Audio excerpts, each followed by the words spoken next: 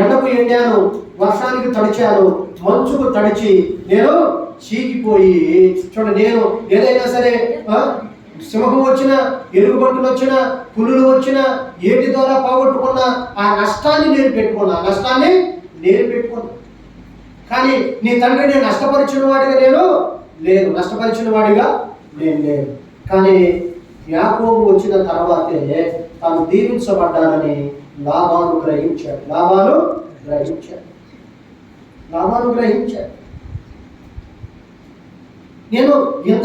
నేను ఎందుకు దీవించబడుతున్నా?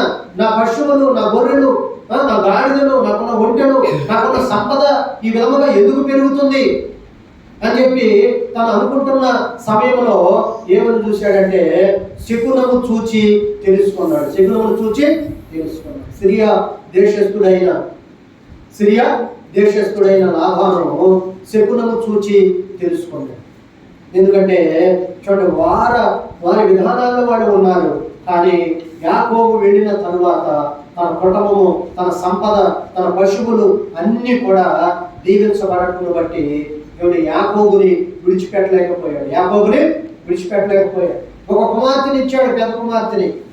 మళ్ళా చిన్న కుమార్తెను కూడా తనకే ఇవ్వాలనుకున్నాడు. మళ్ళా ఏమన్నాడంటే, నేను లోకస్తుడికి ఇచ్చాడు అనుకో, ఏం చేస్తాడు? లోకస్తుడితే ఏం చేస్తాడు? నీవు నా రక్త సంబంధివి కనుక రెండో కుమార్తెను కూడా నీకే ఇస్తానన్నాడు. కానీ కోరుకున్నది ఏంటంటే తన చిన్న కుమార్తెను చేసుకోవాలనుకున్నాడు. కానీ పెద్ద కుమార్తెను తనకే ఇచ్చాడు, చిన్న కుమార్తెను కూడా తనకే ఇచ్చాడు. కనుక ప్రియమైన దేవుని బిడ్డగా ఇక్కడ మనం చూసినట్లయితే చూడండి, తన యొక్క బిడ్డల కొరకు, తన కుటుంబం కొరకు చూడండి, యాకోబు తన భార్యను కూడా ఎంతో ప్రయాసపడ్డారు. కనుక 18వ వచనంలో తన వ్యాపారము లాభము అనుభవం చేత తెలుసుకొనును, రాత్రి వేళ ఆమె దీపము ఆరిపోదు. ఆమె పంటెను చేత పట్టుకొనును, తన వేళతో కదురు పట్టుకొని వడుకును. దీనులకు తన చెయ్యి చాపును, దరిద్రులకు తన చేతులు చాపును. దీనుల కంట తన చెయ్యి చాపును, దరిద్రులకు తన చేతులు. తన ఇంటి వారికి చలి తగులునని భయపడదు. ఆమె ఇంటి వారందరూ రక్తవర్ణపు వస్త్రములు ధరించిన వారు. ఆమె పరుపులను సిద్ధపరుచుకొను. ఆమె బట్టలు సన్నని నార బట్టలు, రక్తవర్ణపు వస్త్రములు. ఆమె పెనిమిటి దేశ పెద్దలతో కూర్చుంటును. గవిని వద్ద పేరు కొనిన వాడై యుండును. ఆమె నారబట్ట వేయించి అమ్మును, నడికట్టు వర్తకులకు అమ్మును. బలము ఘనతయు ఆమెకు వస్త్రములు. బలము ఘనత ఆమెకు వస్త్రం.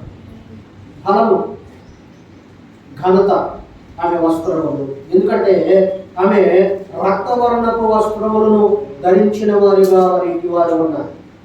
రక్తవర్ణపు వస్త్రములు అనగా క్రీస్తు రక్తములో కడగబడిన కుటుంబం. కనుక క్రీస్తు యేసు రక్తములో కడగబడిన ఆ కుటుంబము, ఆ కుటుంబము ఎలాంటి కుటుంబం అంటే శుద్ధి చేయబడినది, పరిశుద్ధపరచబడినది.